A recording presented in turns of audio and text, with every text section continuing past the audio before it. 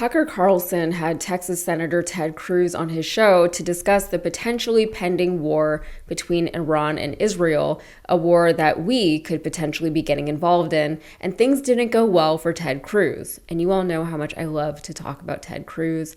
That was sarcasm if you couldn't tell. But lately, I've had to talk about him a lot less than I had to before, because as the more painfully outspoken of our two Texas senators, he had been largely staying out of the news, whether by his own choice or not. He has a podcast, I hear, but snippets from that podcast don't often make it into mainstream news headlines.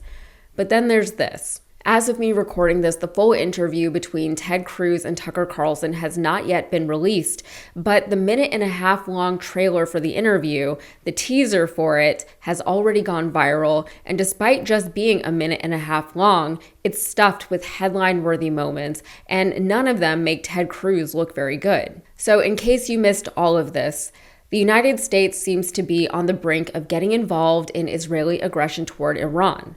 Israel said that they face an existential threat from Iran and the nukes that Israel says that Iran has. There is no evidence that Iran has nuclear weapons. Benjamin Netanyahu has been on record, on camera, warning people that Iran is days, weeks, months away from developing nukes since the 1980s. The deadline for attaining this goal is getting extremely close. And Iran, by the way, is also outpacing Iraq in the development of ballistic missile systems that they hope will reach the eastern seaboard of the United States within 15 years.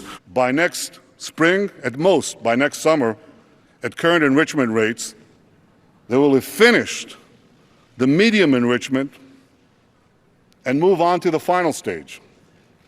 From there, it's only a few months, possibly a few weeks, before they get enough enriched uranium for the first bomb. The foremost sponsor of global terrorism could be weeks away from having enough enriched uranium for an entire arsenal of nuclear weapons.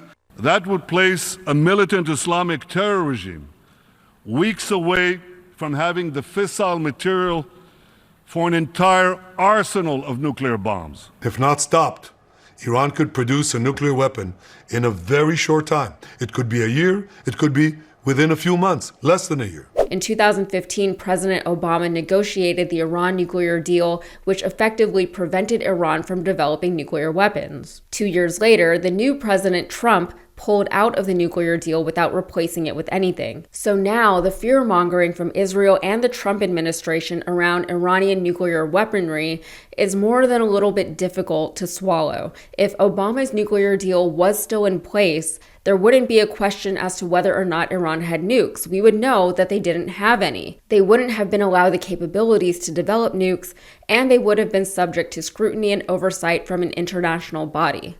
Trump eliminated all of that, and now Netanyahu can continue to use the Iranian nuclear threat as a selling point for his Middle Eastern imperialism. Our president will start a war with Iran because he has absolutely no ability to negotiate. He's weak and he's ineffective. Ted said that he wasn't the Tucker Carlson expert on Iran, whatever that even means. And Tucker said, no, but you are a senator that wants to overthrow a nation's government. Israel, however, is widely believed to have a significant nuclear arsenal that they developed using American intelligence. Israel doesn't feel the need to discuss or confirm this arsenal because, frankly, it's no one's business what they get up to, right?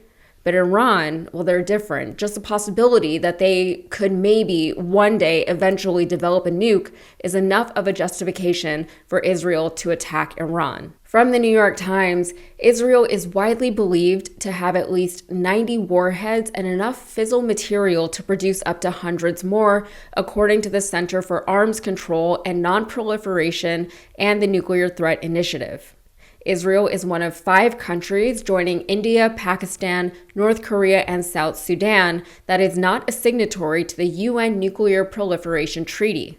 The agreement, which came into force in 1970, generally commits governments to promoting peaceful uses of nuclear energy and preventing the spread of nuclear weapons. In order for Israel to sign the treaty, they would first have to give up the nukes that they won't admit to having. Iran has signed the treaty, but Israel claims that Iran is developing nukes in secret anyway, which they say is an existential threat to Israel. Only 5 countries, including the United States, are recognized as official nuclear states. Meanwhile, Republicans are currently split between whether or not the U.S. should get involved in the Israeli attacks against Iran.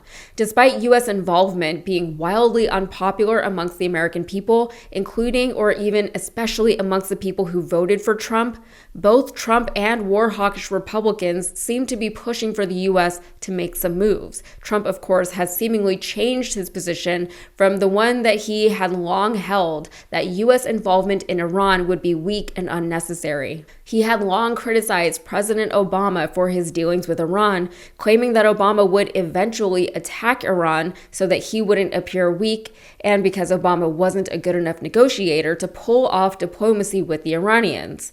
Instead, Obama got the Iran nuclear deal done, Trump got rid of it, and Trump now seems to be entertaining the idea of doing the thing that he always said Obama would do for the same reasons he said Obama would do it. Now, Ted Cruz, a senator who loves war, the same senator who fled the cold while his constituents were freezing to death in their Texas homes because he is so big and brave, doesn't know anything about the Iranian population and doesn't think he needs to, because who cares how many people are displaced or killed as a result of Israeli/American aggression. The discussion started with Tucker asking Ted if he knew how many people currently live in Iran.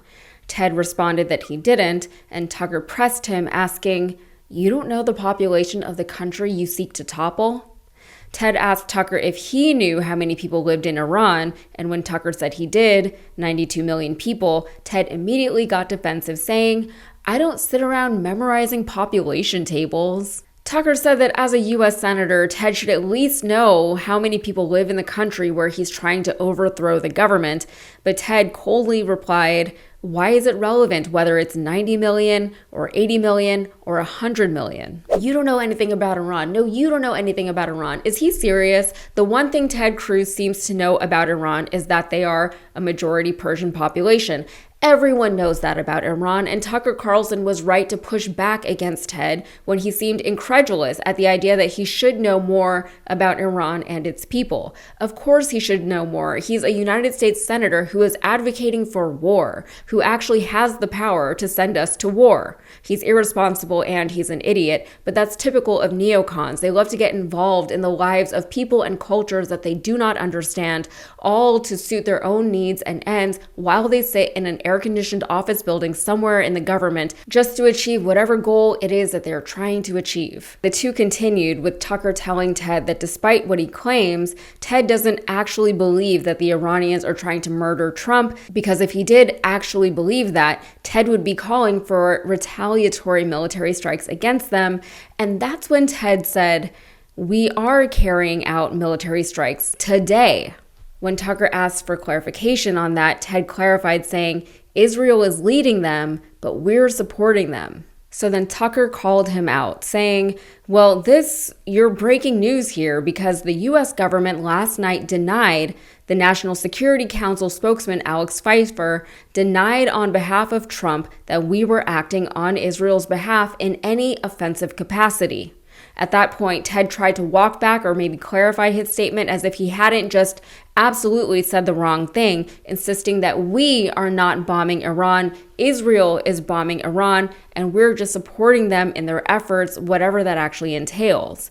And Tucker then said something incredible, coming from him, that is, "This is high stakes. You're a senator. If you're saying the United States government is at war with Iran right now, people are listening." Well, that's interesting. Up until now, the U.S. has not acknowledged that we have been backing this Israeli effort in Iran. So with all of this debate over whether or not the U.S. should get involved in Iran, Ted Cruz has just confirmed something that the White House has not, that we already are involved over there. And that's perhaps not surprising, but for a senator to drop a metaphorical bomb like that in an interview, people aren't going to be happy. Tucker is in an interesting position. He used to be one of the Fox News talking heads who would explain away whatever nonsense Trump, the president, said. We'd always hear, oh, this is what he said, but this is really what he meant. Or he was just joking. Learn how to take a joke. The left doesn't know how to take a joke. But the argument there was always that he was the president. So the things that flew out of his mouth mattered.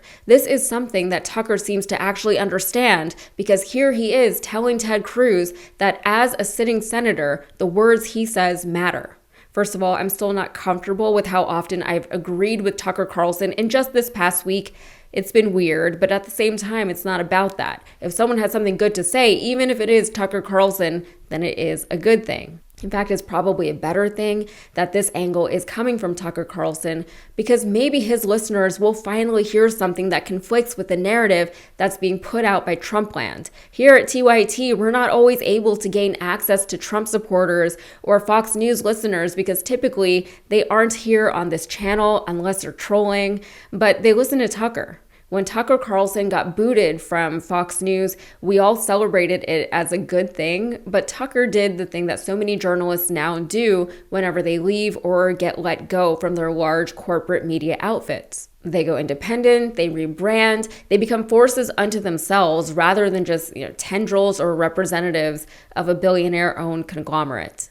And let's be clear, I'm not a fan of Tucker's all of a sudden. I just appreciate his stance on possible U.S. involvement in Iran, and I always appreciate anyone who can and does make Ted Cruz publicly look like the absolute fool that he is. But really, this whole media narrative surrounding Iran is tired, and for those of us who were alive in 2001, we've literally lived this before. We've already done this. They're using the same talking points they did to justify the war in Iraq. They are reusing the slogans, the same propaganda. This country has weapons of mass destruction, they say. We need to do a preemptive strike, they say. These people hate us and our freedom for no reason, and they pose an existential threat to our country and to our people. If you don't support the president and this government, then you're not a real American.